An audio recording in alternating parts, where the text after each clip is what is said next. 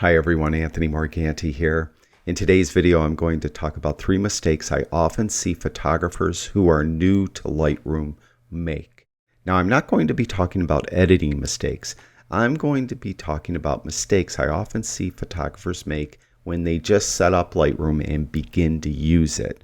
Let me just jump right into it with mistake number 1. It has to do with image and folder management.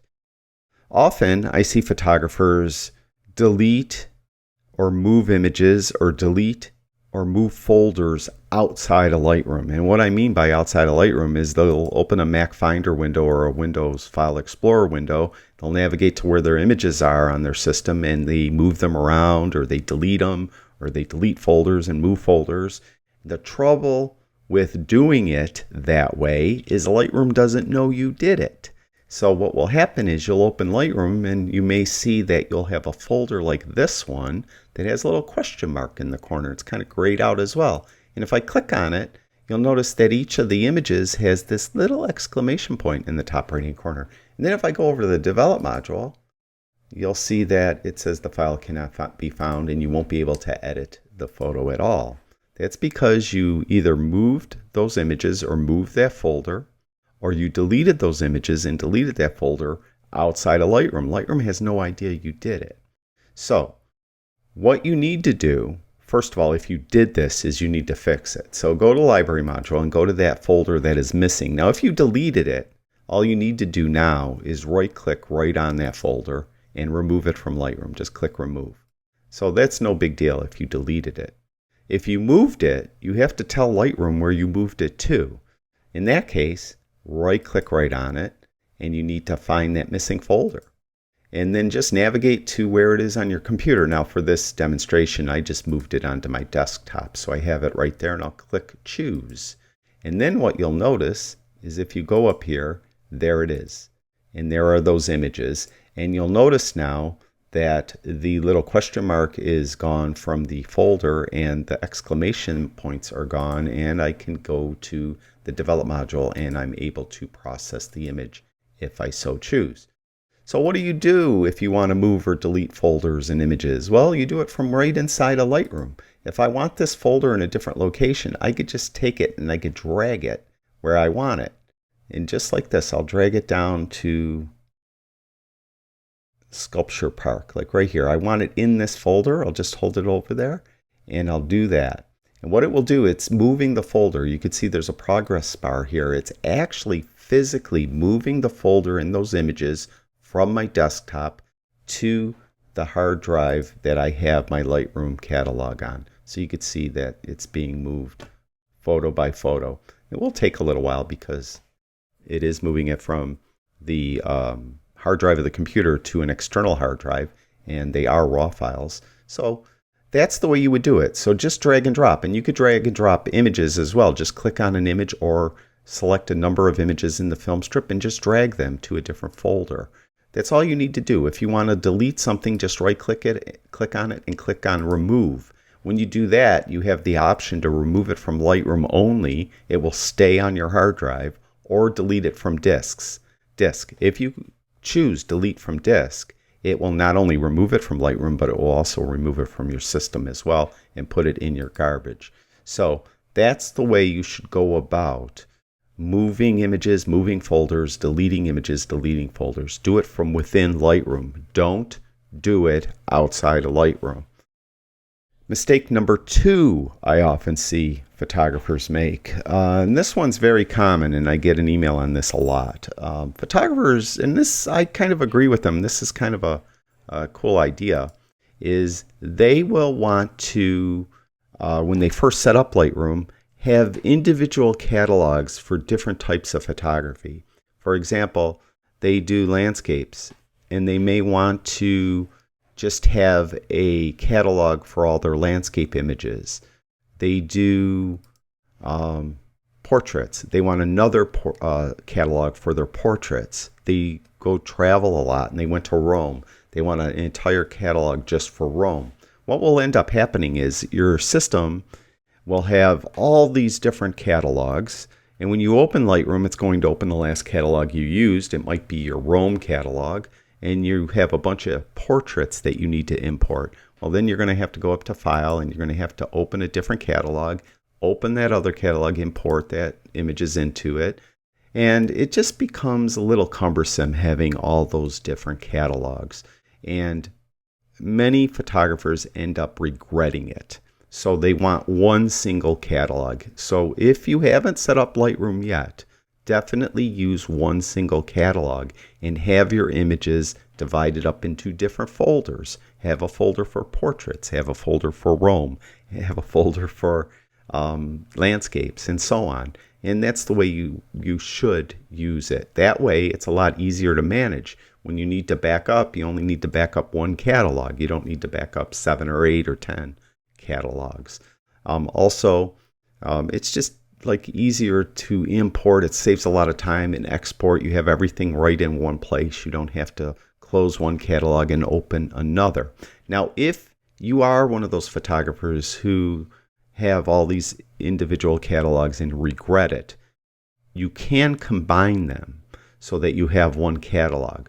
What I suggest you do is open the largest of the catalogs, the catalog that has the most images in it, and that will be your base catalog. Then go up to File and then down to Import from another catalog. When you do that, you'll get a Finder window open up, and you could navigate to where that catalog is. It will end in .lrcat. So let's say you have the landscape catalog open, and you want to combine your portrait catalog with it. It would be probably called portrait.lrcat. So find that, click on that .lrcat file and click Choose, and you'll be able to combine those two catalogs. And then you could just keep doing that with all the other open catalogs or other catalogs you have, so that you end up with all your images in one catalog. Then you could just rename that catalog and you'll be good to go if you need to rename it. So don't use individual catalogs. I get emails all the time, as I mentioned, from photographers who regret doing it. It does sound like a good idea, and there probably are several photographers out there who love using individual catalogs. It works for them. But from my experience, most people I talk to, they end up regretting it. So don't use individual catalogs, use one larger catalog. Now, the third and final mistake I often see photographers make should be probably 3A and 3B. 3A, they don't back up the catalog at all. You should back up your catalog, because catalogs often become corrupt, either because Lightroom did something to it and made it corrupt, or something in your system made it corrupt, or your hard drive crashes, or all kinds of reasons why. Back up the catalog. That way, if you do have an issue with the catalog, you have it backed up. Now, the 3B part of it is they back it up to the wrong location. Let me quit Lightroom for a moment, and you'll notice this comes up, backup catalog. Now, I back up my catalog once a week, and this is a question I get sometimes: how often should you back up? Well, it depends. How often do you use Lightroom? If you use Lightroom every single day and you're importing images into it every single day and editing every single day, back it up every time you close Lightroom, or at least once a day. If you back up, or if you don't use Lightroom a couple times a week or something like that, then back up once a week. If you use it once a month, then back up once a month, but definitely back up. Because Lightroom does something very important during the backup process. It tests the integrity before backing up. A lot of times, a catalog will get slightly corrupted, but it will still run, and you'll have no idea it's slightly corrupted. But you'll keep importing more images into it, and eventually it will stop running. It will crap right out, and then you can't fix it. So backing up often will test the integrity of the catalog, and then it also optimizes the catalog after backing up so that everything runs as smooth and quickly as possible. So definitely back up, because it does these two things, and make sure they're checked so that it does it. Now, I mentioned that 3B is people back up to the wrong location. The problem with Lightroom is, by default, it puts the catalog backup in the same folder as the catalog. Well, what if your hard drive crashes and you lose your catalog? Well, you lost your backups too. So go here to this dialog and click choose, and choose external hard drive. In my case, I keep my backups on my Dropbox drive, so they get backed up to the cloud as well. So if you have Dropbox or maybe Google Drive or something like that, I suggest you go to choose and you choose either the Google Drive or Dropbox or whatever cloud service you're using, and put your backup there. So not only will it be backed up locally, it will be backed up on the cloud as well. So backups are very important. All too often, I've heard from photographers who lost everything because they didn't back up, or they backed up to the same folder as the catalog and their hard drive crashed. Even hard drive, your computers get stolen. If you're backing up to Dropbox or something like that, you have that catalog up in the cloud.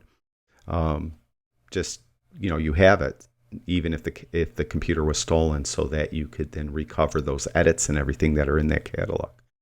One thing to note about backing up in Lightroom doesn't back up the images. It only backs up the catalog. The catalog contains, all your edits that you've done to it and all your settings in Lightroom and stuff like that. It does not contain any of your actual images. So you have to back up your images independently of Lightroom on your own. Back up your images somewhere. So that's it. Those are the three things that I often see photographers who are new to Lightroom make mistakes concerning. That was a weird sentence. How about those are three mistakes I often see photographers who are new to Lightroom make? That's better. All right, so don't make those mistakes. Thank you, everyone who watches my videos. I really do appreciate it. I'll talk to you guys soon.